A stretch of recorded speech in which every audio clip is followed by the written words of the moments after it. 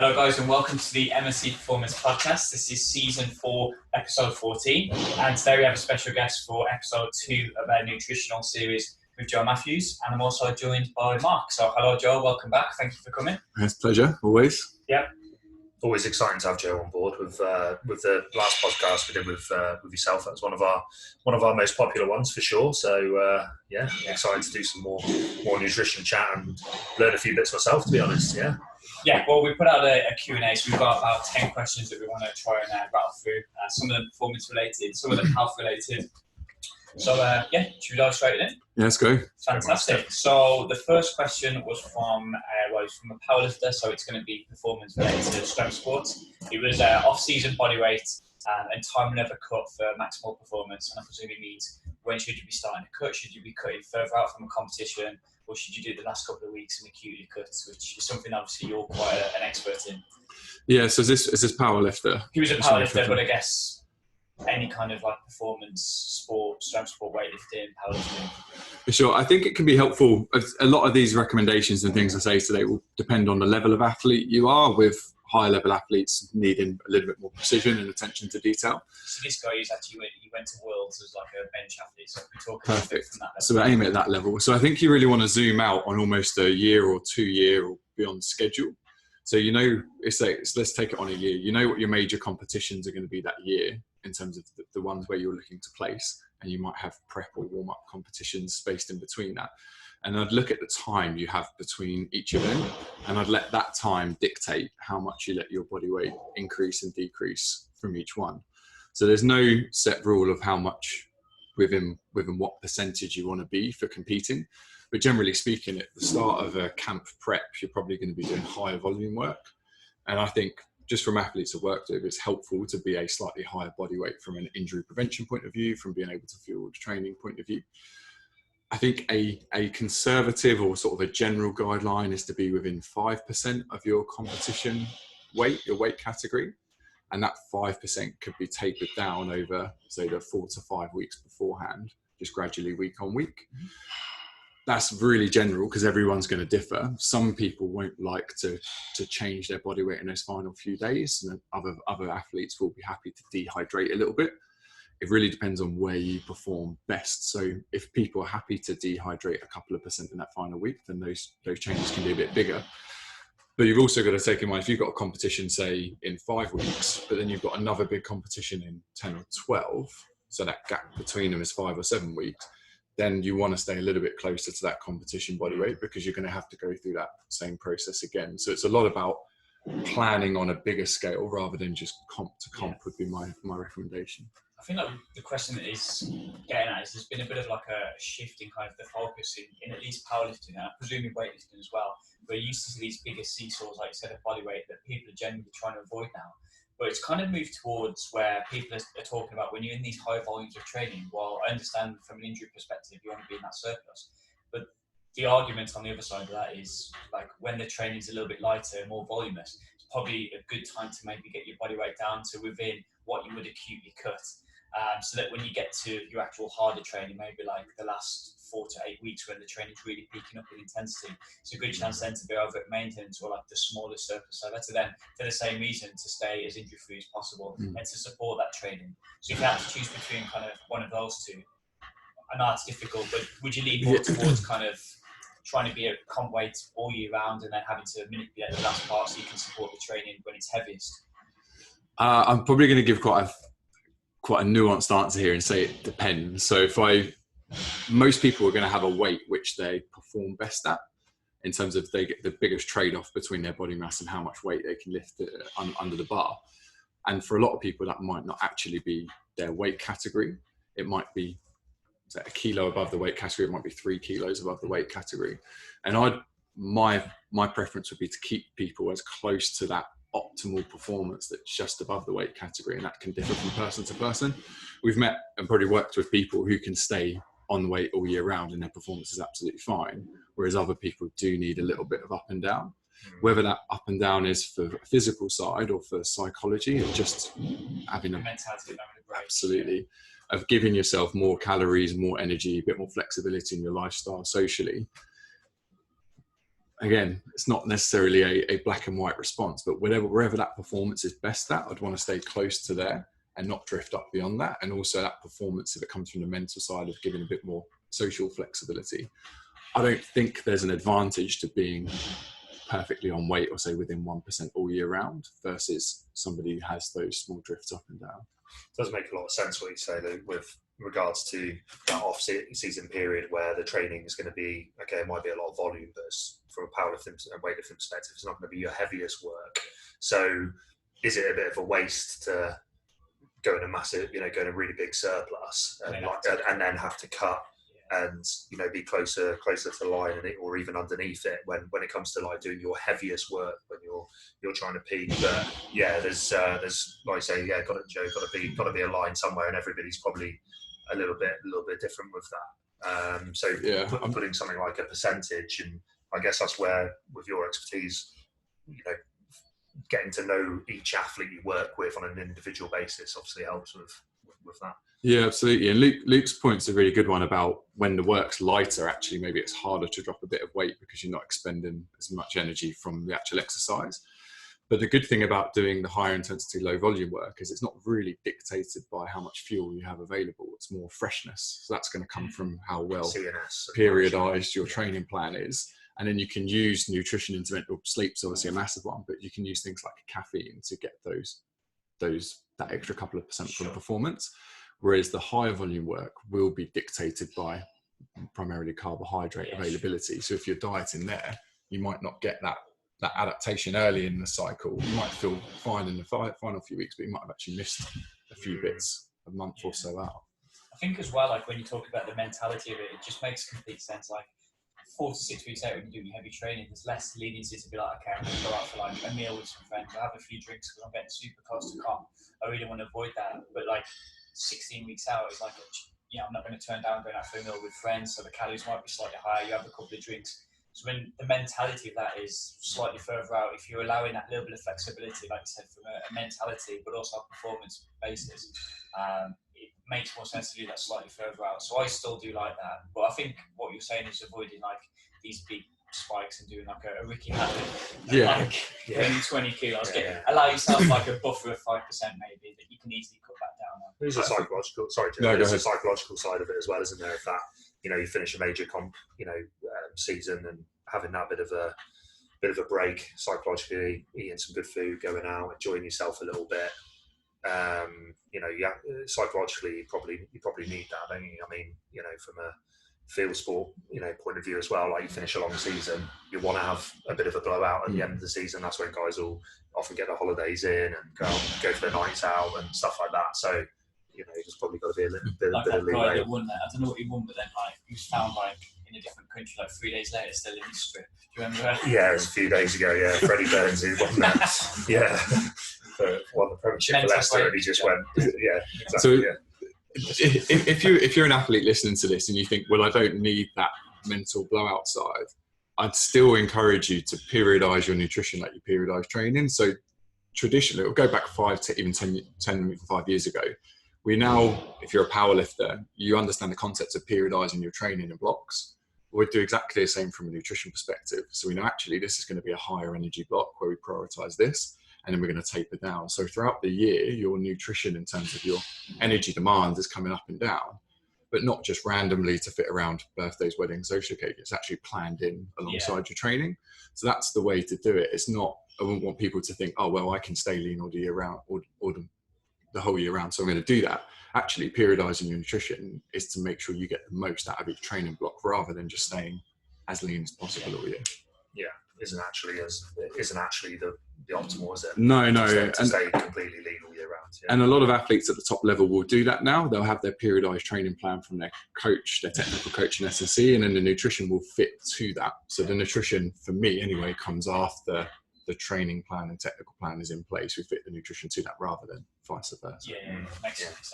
You touched on it in and out about like losing. It's easy to your expenditure's higher during certain blocks. How much of a difference do you actually think that is? I know it's hard to give a number on it, but like, because the expenditure from the sessions, you hear massively different numbers depending on who you speak to. Some people are like, hundreds of calories. Some are like, you mentioned, it's more about the external stuff. how much of a difference does it make between like a typical volume session, like 4 sets of 8, high rep stuff versus like, I don't know, 4 sets of 3? How much of a difference would that make? There's not really any good sort of published data on energy expenditure from lifting weights. So we've got estimates or best guesses. If you're a powerlifter who's not doing any conditioning work alongside, like you're just doing your main lifts and a bit of accessory stuff, then the difference between a high volume session and a low volume session is probably a couple of hundred calories. It's quite minimal. If you're doing more conditioning stuff, like you're going to do some, I don't know, some anaerobic work and stuff like that. What's that? I believe it's above 10 reps. What? Yeah, not cool. Then that might change a bit, but powerlifting is going to stay the same. If it's slightly different sport, if you're in a fight camp where you're still trying to make a fight weight, then the energy expenditure will still be really high because the fight training has a high aerobic and anaerobic component. It's a bit like Rocky 4 where the training gets really hard the day before the comp. In the woods. Syringes. Fantastic. I think that covers it really nicely. I guess talking about the phases of training, I had a question about beta-alanine, which actually I didn't realise when I mentioned it to you, but you did your PhD in it. What was your PhD in specifically? So still ongoing, unfortunately. So I'm 5 years into my PhD, 1 year to go. And they're looking at the effects of beta-alanine and carnosine, which is what beta-alanine ultimately turns into, on insulin sensitivity and muscle health in people with type 2 diabetes and pre-diabetes. So much more clinical, but still with the performance side. The question was like, similar to your nutrition, would you recommend taking beta-alanine at certain phases of training? Like, for example, it seems to have more an effect on the high volume work versus the higher intensity, low rep stuff. Would you recommend taking it all the time or just phases of training? Yeah, from a sort of a health or a side effects perspective, there's no need to stop taking beta-alanine, so it won't be detrimental if you carried on taking it, even at higher doses. It's more probably a cost and benefit of carrying on taking it. It's very unlikely beta-alanine is going to help with any low volume, high intensity work. There's just no mechanism for it to do that. The only way it could work is if you take it in a pre-workout, you feel the tingling that the pins and needles that sometimes people get, and then there's a placebo benefit. So thinking, this is awesome. I'm going to rip the bar off the floor.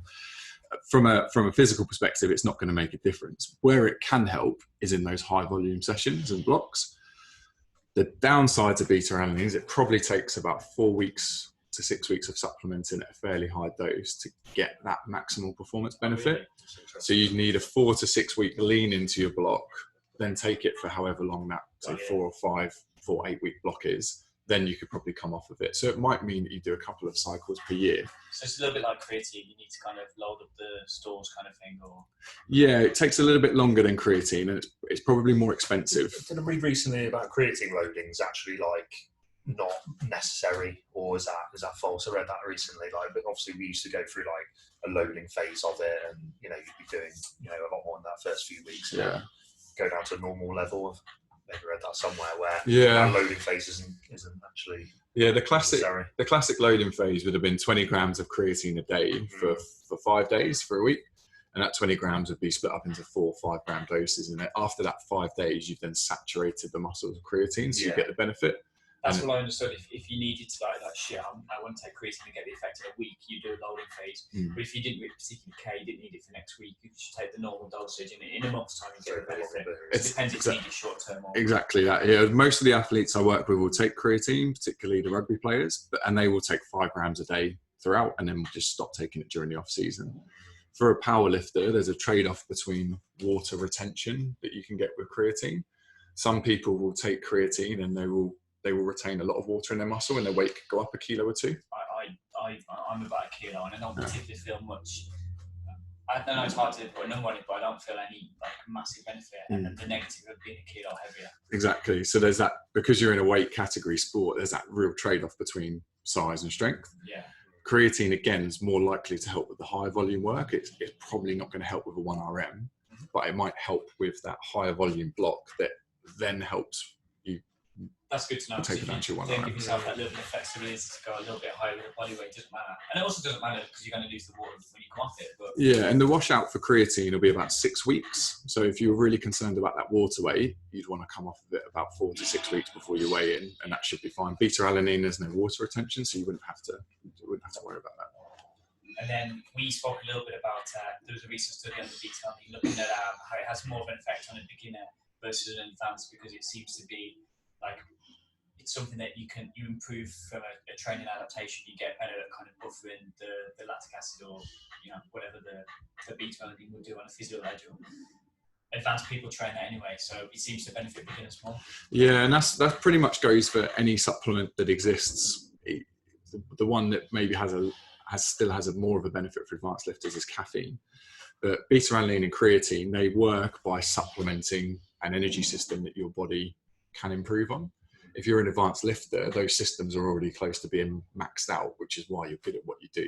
So when we look at beta-alanine example, we look at that in sort of recreational lifters or people who train 3 times a week, aren't competitive, we see quite a large benefit, maybe 4, 5, 6% performance.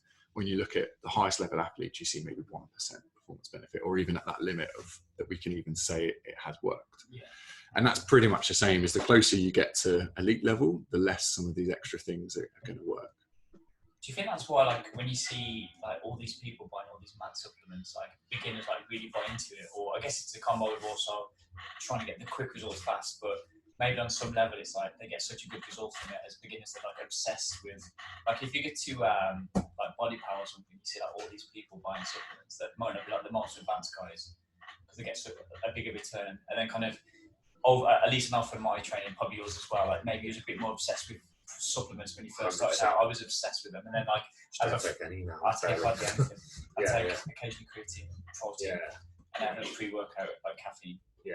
I used to be obsessed with like, what's going to give me.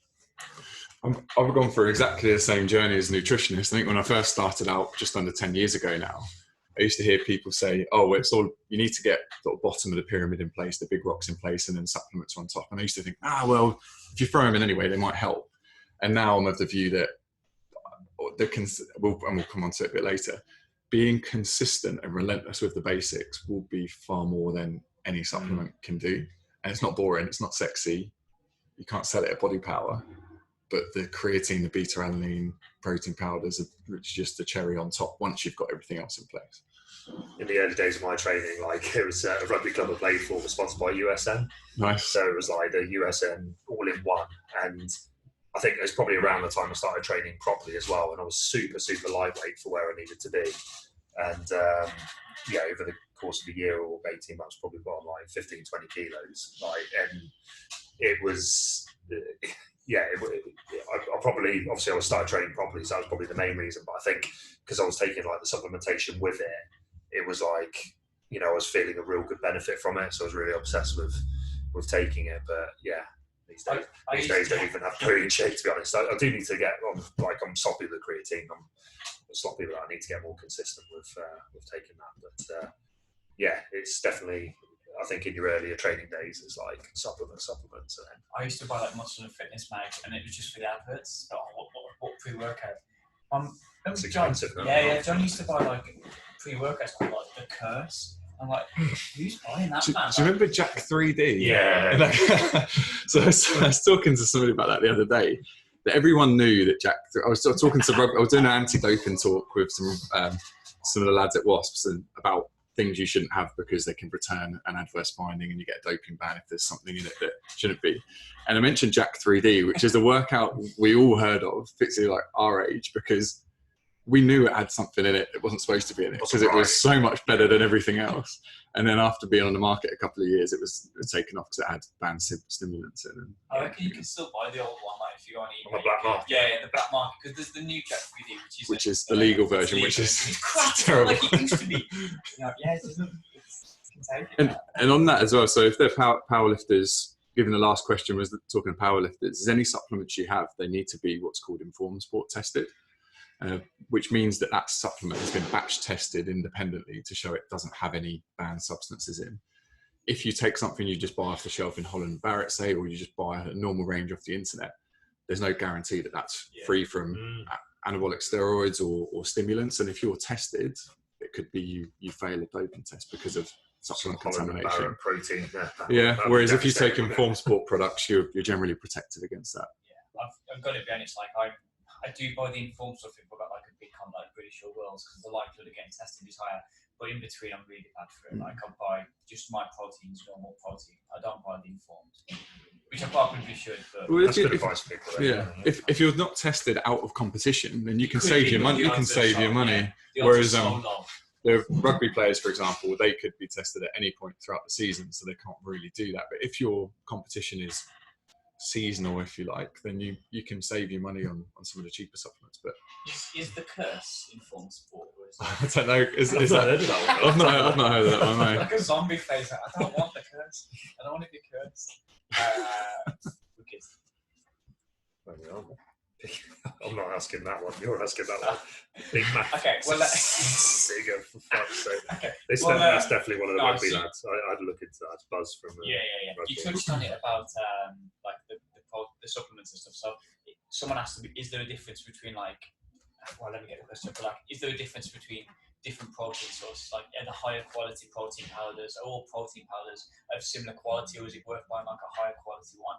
And then I think the other part of that question was, would it be better to have like a whole food source of protein, chicken breast, for example, or the equivalent amount of grams of protein, or from a protein shake? Yeah, it's got quite a lot to unpick there, so I'll go through it in a few steps. So if you're having a whey protein shake, then all of the whey protein shakes, as long as they're just whey protein, are pretty much created equal. So you've got whey protein concentrate, which means it's got a little of the milk sugar left in, or you've got whey protein isolate, which is just the protein component.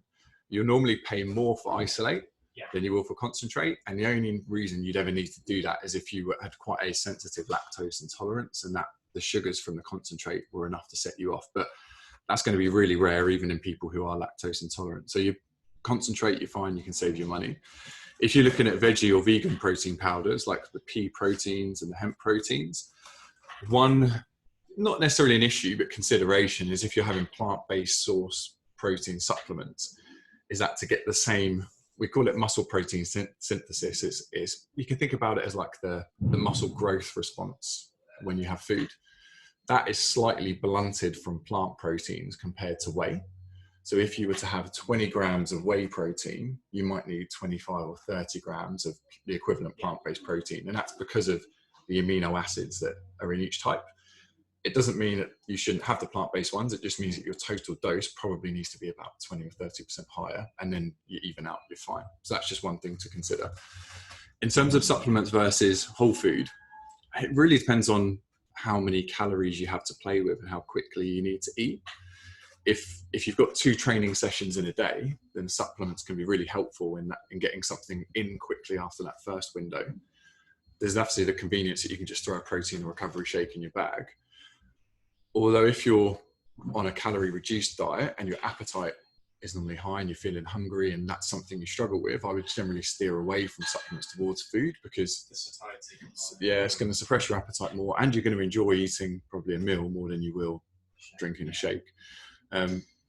On the other side of that, with again, use the example of rugby players who could be eating 4,000 calories a day, a recovery shake's really helpful because we can get in, if we throw like a few things in it with the protein, we can get in 400 or 500 calories without suppressing their appetite too much. Yeah. So it's an easy way to shunt in extra calories for the guys who need more. Yeah, especially post-training and things as well. Like, at semi-pro level, you're finishing training at like 9, half 9 on a Tuesday night, travelling back, cooking up a meal is not always what you want to do. No. Time-wise, potentially, get good shake in you, after training could be useful, I guess. Do you think it's worth? Well, the second question is actually pretty much asking is like, are fuel and meal replacement shakes healthy? Like, if you just swap in your 500 calorie lunch for a 500 calorie meal replacement shake, is that like, would that be quote unquote less healthy or? Yeah, I've not used fuel personally or with any athletes, but the way they're marketed, they seem to be coming across as if they're a healthier meal replacement shake. I'm more cynical now than I have been in any point in my career. I've kind of seen this play out a few times before. First it was Herbalife, then it was Cambridge shakes, then it was this, that and the other. So every few years there's a new one that's just repackaged and they're always just a meal replacement shake. It's some sort of carbohydrate source and protein powder. And a meal replacement has to have a certain amount of vitamins to be classed as a meal. Yeah, so even like the Herbalife ones had a multivitamin in effectively. Yeah. I think if you're an athlete, you can make your own recovery shake that would be way better. If you can't be asked, then maybe fuel's fine. The time I can see fuel maybe being useful is if it's if you're, say, not a professional athlete, maybe you've got a very busy job and home life, and food prep and that time is the big limitation in helping you. Then having a shake that you can have either mid-morning or lunch might be useful. It wouldn't be something I'd ask people to do, but I think there is a time and place for them, but it's probably not something people want to be doing every day for the rest of their life. No. If busy periods, like if you've got a busy chunk in work or with family life, again, think about periodising your nutrition. Even as a non-athlete, you can think about times in the year or the month you're going to be busier and less busy.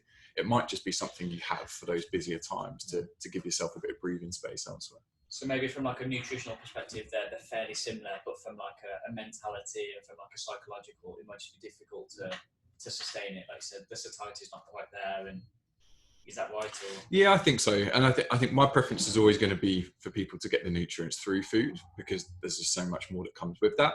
But shakes have their place if used appropriately. I wouldn't want to move someone onto shakes or say they have to have a shake and then they don't develop a good relationship with food because they're used to having everything powdered, or they start to overeat them when they do eat because food is now more of a luxury because they're used to having these shakes. So there's a lot of trade-offs there. If you've used those meal replacement shakes and you found they work, I'm not going to stand anywhere and stop you, but there might be another way that works just as well. Yeah. Because I think the person that asked this is like, it's quite busy, very minimal time to cook. So I think he chooses that rather than having a meal, because he struggles to get that timing. So I suppose as daft as it sounds, like if he's at work and go down that route of I'll have a quick shake rather than eating food, the key then is not to, as obvious as it sounds, not having a shake and then following that up with a pack of biscuits or something like that, and actually getting a real meal and real food's going to be preferable, isn't it? Yeah, and if you've got like a corporate job or you're a lawyer or something where you can work 12-hour blocks with very little break, if having a meal replacement shake is the difference between having something versus nothing, yes. then it can be a positive. It's all context, isn't it? Yeah.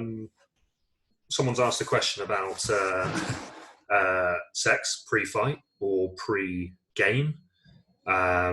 This used to be a big thing that I remember reading years ago. I wasted many a good night by on a Friday night reading that having sex before the game. I wasn't expecting to hear reading, isn't it? But maybe it gave me a good placebo effect, because that guy with the V when his head's just like banging off. So many a Friday night's wasted for me with that. But is there any truth in that, or can we put that myth to? Well, if it is a myth to bed, I don't know. Well, this has actually been studied. So I can't. I volunteered for one of the studies. Actually. Were you in it? Were you? On which side? Too desperate. I'll do it. I can't remember the exact time frame. I think it was 7. It was either 5 or 7 days in which men completely abstain from ejaculations. That was with themselves, with other people, anything. Just kept it all in. And in that short period of time, you see an increase in free testosterone. I think it was around 40%, which you might think sounds massive. That's about as big an increase in testosterone as we can get doing anything to our bodies. Not as massive as your balls at the time. But and that is a small increase. Sort of what we'd call physiological changes in hormone levels don't affect acute strength or performance. So even though you see that big increase in testosterone, it doesn't make people any stronger or faster. The only thing that makes you stronger and faster is supra-physiological hormone concentrations, which come from doping and injections and steroid use externally, which move that testosterone much more than just keeping it in your pants for a few days. So it can change testosterone. That's not a myth, but the myth is that it's going to have an impact on performance. Context again, if having sex before competition means that you lose sleep, it might well be that the sleep loss negatively affects performance, but it depends how long. The one I hear with fighting is people, if they've abstained, they're more aggressive, rather than if they've had sex, then they don't feel as aggressive. I've worked. I mean, I think we're into like anecdotal stages now, but I've worked with a lot of fighters who agree with that and abstain in the final week for that reason. Yeah. But if that makes it feel more aggressive, even if it's a complete placebo. Exactly. And there are many things. There are many things that athletes do that, if it's a case of, well, if they feel it helps, it helps. Yeah. Yes. Because of that mentality aspect. So it's not for me. It's certainly not something I advise on either way. I think superstitious stuff. You do you when it comes to that. Yeah, if you got the opportunity. How did you feel on Friday night side when you were just reading about it? Did you be quite aggressive then on the pitch, or? Yeah. Sort of, whether it was due to that, or I'm just naturally maybe a bit aggressive on the pitch. I don't know, but seemed to do the job. Fantastic. Yeah. Fantastic. Moving on. Another quick one, I guess. Then diet drinks. Are they healthy? Like, is it okay to have a decent amount of artificial sweeteners? I guess there's like a safe amount, and it's quite a high amount that humans can tolerate. Yeah, so if we're thinking of like Coke Zeros, sugar-free Red Bulls, stuff like that, generally speaking, diet drinks are not going to be a problem at all. There have been a few myths that have circled and tend to come up every now and again that artificial sweeteners can cause various diseases or can affect insulin sensitivity. Still spiking aspartame was the one years ago, wasn't it? Everyone freaked out about, but there's no good evidence that any of the sweeteners have a negative effect on humans. There are a few studies in mice and rats that show they can have a negative effect, but the doses normally given are about 50 times what a normal person would have in a day. Yeah. So there's no credible evidence. If somebody was chugging back a few litres of diet drinks a day, I think there's other things there to work on. It wouldn't be what I'd recommend, trying to get them onto some water-based stuff. But if people are having a Coke Zero or a sugar-free Red Bull a day, there's no trouble there at all. It's not going to have any. The poison is in the dosage. Yeah, well, I've given that example before about the rats and mice given 50 times the amount, and somebody said, well, what about in a human? That could accumulate over time, so it would be bad over a long period of time. So the analogy I like to give is water, that we're supposed to have a few litres of water a day. If you had 50 times the amount of water in a day, you would die. In fact, if you probably had about 10 litres of water, that's literally a question as well, by the way. Oh, is it? Okay, perfect. We'll come on to that. Drinking water and staying hydrated is healthy, but when does it become unhealthy? I've heard of water poisoning where you drink so much water that you're basically flushing your system out of minerals and vitamins and nutrients. Yeah, this is unlikely to happen on a normal day to day. Where it can and has happened is in marathons, where people, and it's normally in people who take a long time to complete the marathon. So if they're drinking lots of water that doesn't have electrolytes in, and then they're sweating and they lose electrolytes in the sweat. Yeah. So you have an increase in water and body fluid and a decrease in electrolytes, and you can't regulate the water and electrolytes across body compartments. And the way it's being called in the news is that you effectively flood your brain. It's called hyponatremia. And people in long distance marathons have sadly died from drinking too much water. A normal person day to day, that's not likely to happen because your body will stop you from drinking water, that feedback loop. But in exercise where you're also sweating, it can happen. In a normal gym session, it's not going to happen. I mean, we're talking like upwards of 10 litres of water in a day, and where you're not replacing those electrolytes, which is unlikely to happen. It's the only time I can think about that in a gym setting is if you're doing like a water load and you're intentionally going low salt with that diet. Like, is there a point there where you would not recommend someone drinking more than X amount of litres if they're on a low salt to acutely manipulate their weight? Yeah, so water load is common in powerlifters and fighters. And I've worked with a lot of fighters and we've done a lot of water loads. It is something I do take people through. But I think the water loads you hear about, sort of the bro science water loads, are massively overbaked and don't need to be that much. I've heard stories of people drinking 10 litres or more. Really, the water load would be 100 millilitres for each kilo you weigh. So if you're 70 kilos, that's 7 litres in a day. And that would only be for 3 days. And that's 7 litres split out across 12 hours with no more than a litre to be taken in a single hour. And you still have your normal meals and electrolytes within that. And you would also need to work with someone who closely monitors you throughout as well. So it's very different from drinking 10 litres with no replacement of electrolytes in 4 or 5 hours. 10 kilos? I would clamp it. So the heaviest fighter I've worked with, we just shy of 100 kilos, and we clamped it at 8 litres. Oh, really? Okay.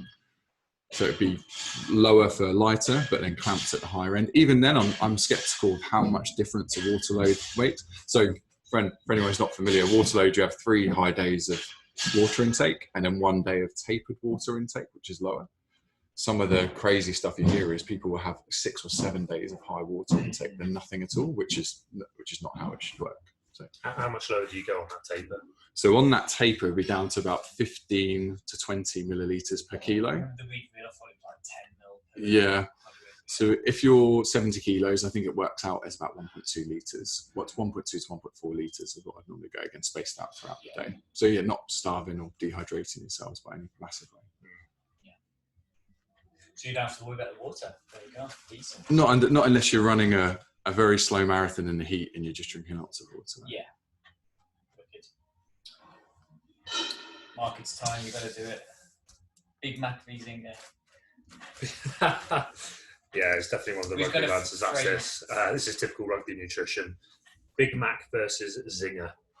And I don't know if there's a question in there, but it's the which one's got the better macros? Which one's got the better macros? Big Mac versus Zinger, which has got the better macros? What is Zinger? Is that Burger King or? You know it's KFC. I've never had a KFC in my life. Really? Yeah, ever. It's an exclusive on the podcast. Yeah, there you go. Yeah. Mate, 2 big I've never eaten a takeaways. KFC. Friday night, you're not Friday Mark with woman. Yeah. Or I've had McDonald's obviously, and Burger King. I've never had a KFC. I don't know why. Just never liked the look of it. I guess we can answer that. It's a silly question, but then after that, it's like if you're on the go and you've got minimal options in terms of like getting food in, you've not prepped some food, you need a meal. What would be a good option from like maybe like a fast food or supermarket, getting like a decent meal in on the go would be a. Yeah, so that would be the way I take it. I mean, this question is exactly the sort of thing I've been asked by firefighters when I did a lot of work, firefighters or rugby players. And it's which one of these should I have when I'm passing the service station? And if people are eating and traveling on the go, in a diet that's well balanced everywhere else, having the occasional Zinger Tower or Big Mac is not going to completely derail you. He's been before. Zinger Tower, you knew the double. The double. Double. So no further comment. But if you are traveling and on the go, then there are now more than ever, there's so many better food options you can have. And if it's a service station, you've got like a WH Smith's or Marks and Spencer's or Waitrose, you might have to pay a few quid, 5 or 6 quid for a meal deal, but you can get one of their high protein milk drinks, you can get a sandwich and a snack, and you can normally get 50 grams of protein in a meal deal these days. Stuff that I think still tastes pretty good and I'd be happy to eat. If you do want to have the takeaway occasionally, then absolutely crack on, but it's not going to be the best for helping you adapt to the work you've just put in. So if you've got to train the next day or 2 days later, or you've got another, where I'd be much tighter on people in their dietary control is if it's, say, rugby or football, where you've got a match on the weekend and then another match midweek. There's no time for fucking around in those few days because our recovery has to be on point. Well, even for teams travelling, I mean, there was a big Mac gate last season at Bourneville where we were travelling up north for a game. It was like a 4-hour journey, and we stopped off about an hour and a half before kick-off. And two of the lads, might have been 3, who have had some serious shit for it. Basically had a Big Mac and a full McDonald's about like an hour and a half, 2 hours after kick-off. Obviously, far from optimal. But if you on a serious note, if you are in that position and you're travelling and you're playing on a Saturday and you've not prepped as well as you should have, and you are hour 45, 2 hours out from kickoff and you're hungry, I guess it's quite general, but am I right in just thinking maybe 2 hours and a bit, but like you say, a sandwich, like a basic sandwich, go into your finding a shop within the service station. Yeah, that pre-match... It's probably better than a Big Mac. But yeah, I can explain why. So that pre-match meal is really important for your performance in the last quarter of the game, those final 20 or 30 minutes. Because if you've not fueled properly, you'll be absolutely fine for the first 40, 60 minutes. And that's when your stored carbohydrate in your muscle will start to deplete. So what you've then eaten beforehand, which is will still be circulating, some of it will still be circulating, is what will help your performance. Or it means that in the start of the match, you use that fuel you have in your bloodstream, if you like, rather than what's stored in the muscle. So you can use the muscle stores for later in the game. With a Big Mac, it's really high in fat. High fat. And not as high in carbohydrates. And it's the carbohydrates you want for high intensity exercise performance. And also the fats will slow what we call gastric emptying, which means the food will stick in the gut a lot longer, which means the nutrients aren't getting into the blood and the muscle. The downside for rugby is if you've still got a lot of food stuck in your stomach, you're going to take some hits in the game. You're probably not going to feel great. You might feel a bit sick. For performance, it means you're not actually using that food as fuel. So you really want to prioritize a sandwich, some sort of like chocolate milk drink or flavored milk or fruit juice would be perfect, and maybe a piece of fruit or two. And you think in terms of the amount of carbohydrates, you want more than a gram per each kilo you weigh. So if you're a 90 kilo rugby player, you want more than 90 grams of carbs. And how high you go depends on just how well you tolerate food. I can see you've just Googled ingredients in a Big Mac. Calories for you if you wanted Oh yeah, go ahead. Big Mac by itself, 550 cal, 45 grams of carbs, 25 proteins. That part's, and then it's the fat, obviously 30 grams of fat. But people will be having that with fries, which will be... What about if you just did it by itself with chocolate milk?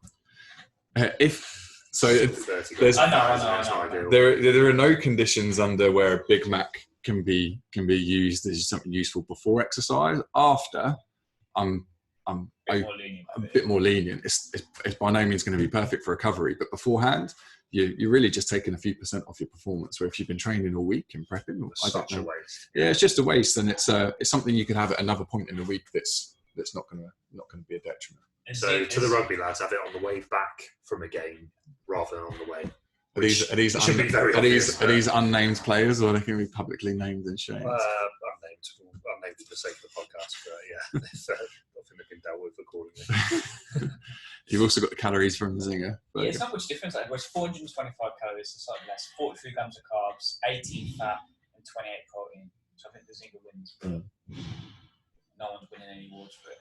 No. It's just it's the lesser of the two. And an example people like to give when they talk about fast food and performance is Usain Bolt having chicken nuggets before his 100 meters. I hate that chat so much.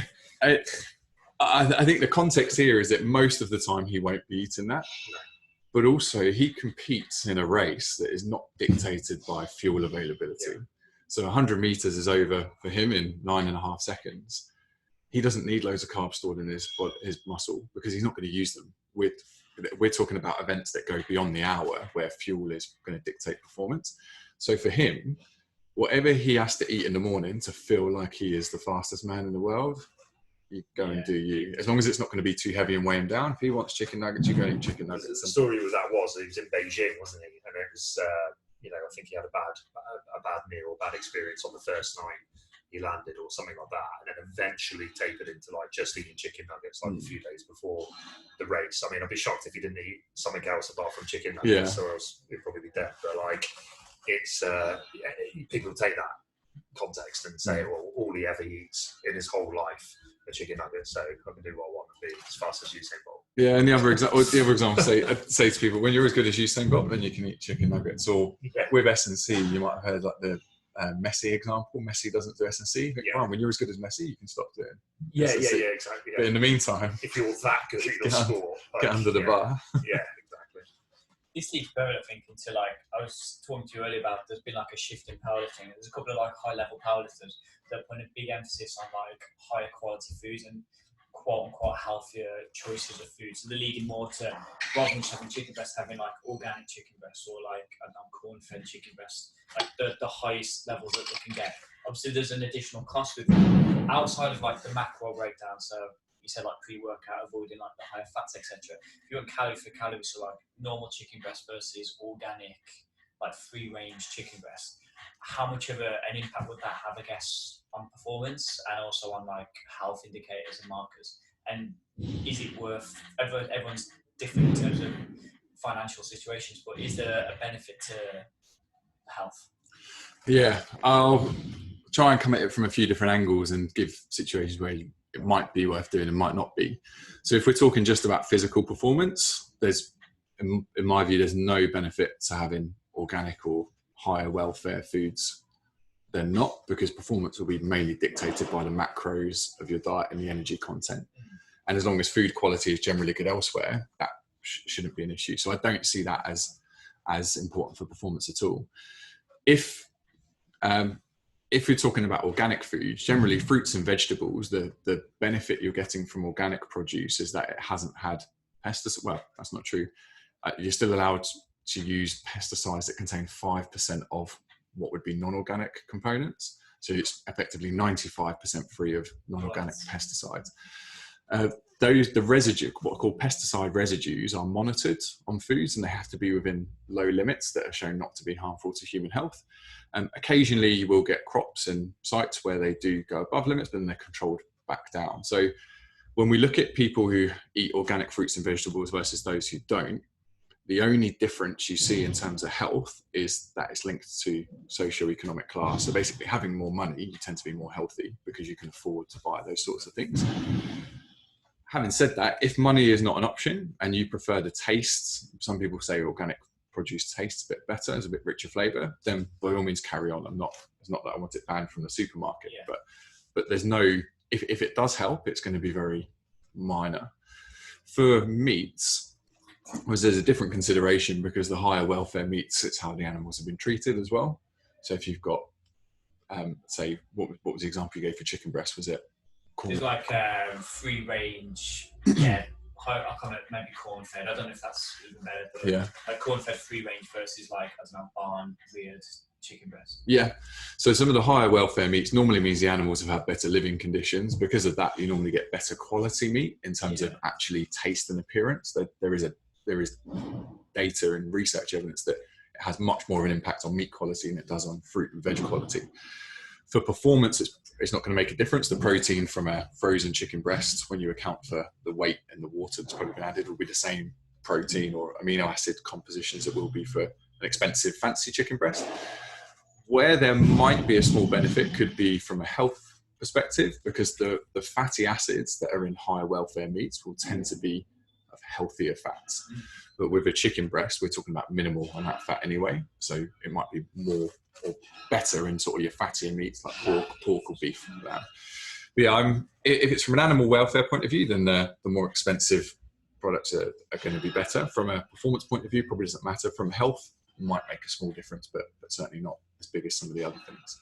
It's probably for most people bigger things to worry about, isn't there? Yeah, and I think if it means spending an extra 30 quid or 40 quid a month on your food bill and you think that's for performance, you'd probably be better spending that 30, 40 quid on an extra coaching session or another aspect of your nutrition, like planning or some meal preps if you're tight on time, rather than just that organic label. So there's always a trade-off, What about stuff like, that's the same question. Yeah. So the big thing this guy said is like he's come away from like trying to have like protein bars and like quick, easy fix processed foods and trying to eat more kind of whole foods. Again, like is that from a health perspective, cutting down on processed foods a good idea?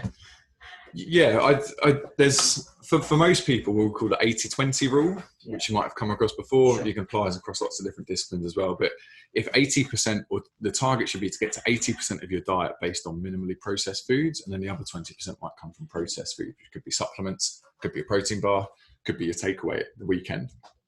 But getting people to have that 80% from minimally processed foods can be quite difficult, and it might take you a few months or longer to get there. So I'd always encourage people to focus on that.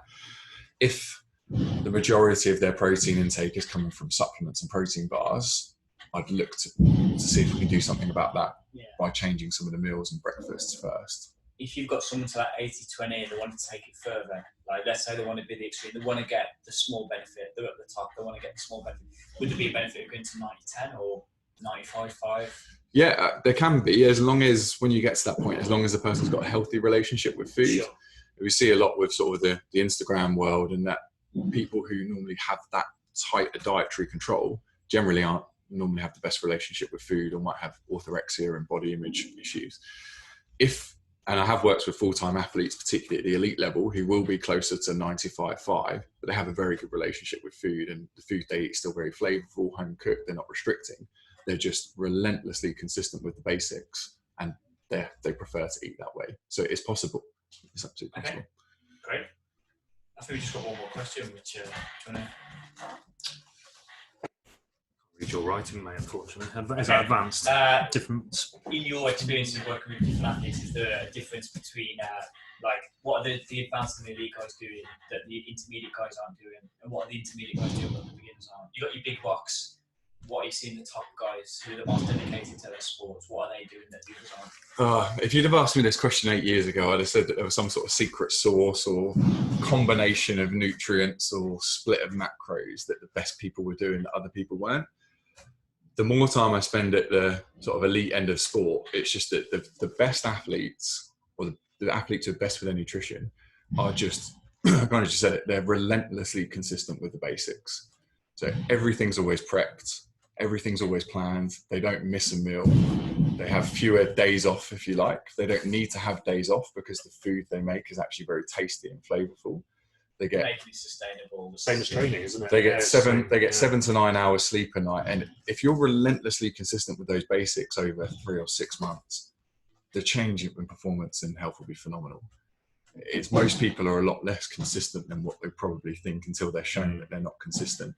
The guys at the top, they're not taking any different supplements that people haven't else got access to. They just know how much so for example, a pre-match or the day before a match is a really good example. The guys who are the best will have an extremely high carbohydrate, low fat day the day before a match. And whereas somebody who's new to that or is just having a go, if we use the example of a 90 kilo rugby player, they might have 300 or 400 grams of carbs on that day before the match.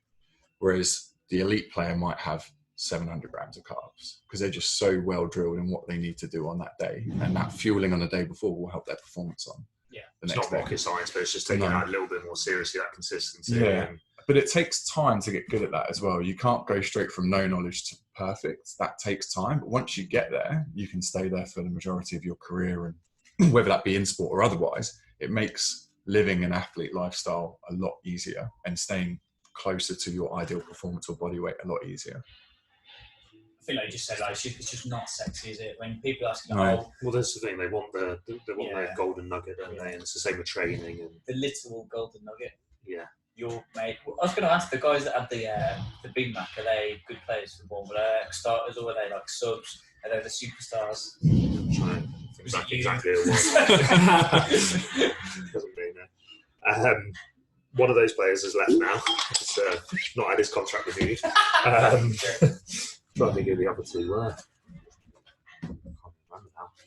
Yeah, I mean, good players, but I think the big issue was that the performance on the day as well was pretty pony. Which, if you turn up and you play like a rock star, it's probably swept under the rug, isn't it? And nothing's been brought up. But I think it was a particularly bad day at the office for the team. But maybe like specifically a couple of those sort of three, I think it was 3 players. I think a couple of them played particularly poorly, and it obviously doesn't look great, does it? So yeah, if you're gonna do it, you gotta play like a rock star, haven't you? Yeah, I mean, you can only get away with it if you're 9, 10 out of 10 performance on the pitch. Yeah. Otherwise, Yeah. So, I had a couple of times recently, one all of a sudden, like said, this like massive shift. He's performing fantastic well. And being, what have you done different to his programming? I'm like, his programming is literally the same as like 6 months ago, a year ago. But now, like, they're sleeping better, they're eating better. Like, these fundamental things are in place. I've not changed a thing. Nothing has changed. It's just they've changed everything else, and they've got everything else a bit more under control. It's so similar to how you would look at an S&C, like a periodised program. You look over 6 months, you've got however many sessions they need to complete in that time.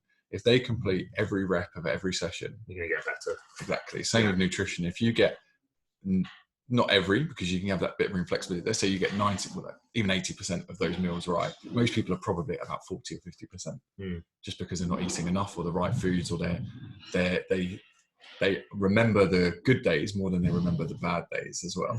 They remember that excellent meal they had, but they forget maybe the food station they had at the wrong time. It is that unsexy answer of like consistency, isn't it? Like with field athletes as well, you hear the stories about, the guy who stays behind and hits, 20 free kicks, off the left foot, 20 off the right or whatever, and just practices the basic, the All Blacks, rugby always talk about, their training is so basic on the field. It's like the most basic handling drills, catch, pass. But like it's done the basics are done so often and with such consistency that like that's where they win games. That ability to shift that ball a tiny bit quicker, just slightly better handling. You know, it's not they haven't got like one specific drill. Like, you know, coaches are looking, you know, oh, the All Blacks, what are they doing? What's that one amazing like passing drill they're doing, or like field-based drill? And it's like literally like in a line of 4, bang, bang, bang, and like, you know, it's just so basic, but they do the basics so well, and that's why they're the best. Powerlifters is like, you know, the ones who aren't missing sessions, the ones who aren't missing reps, the ones who are turning up, getting the job done. You know, that's what it comes down to, and that's where the best come through, I think. If you hear Colby speak, he talks about like when he was trying to get into the NBA, like he'd get to bed at like 8, he'd get up at 3 a.m. and he'd get an extra session in like 3 till 6, then he'd go to school or whatever, then he'd train in the afternoon and night. So I get an extra 2 hours of practicing every single day. So there's an over like a week, that's like 14 hours. It's mentality, over a month, yeah. As an example, just to put this in context of nutrition, one of the things I do with a lot of the athletes and some of these fairly top level athletes is we have a grid. It's like a habit tracker. So it would be every day of the week.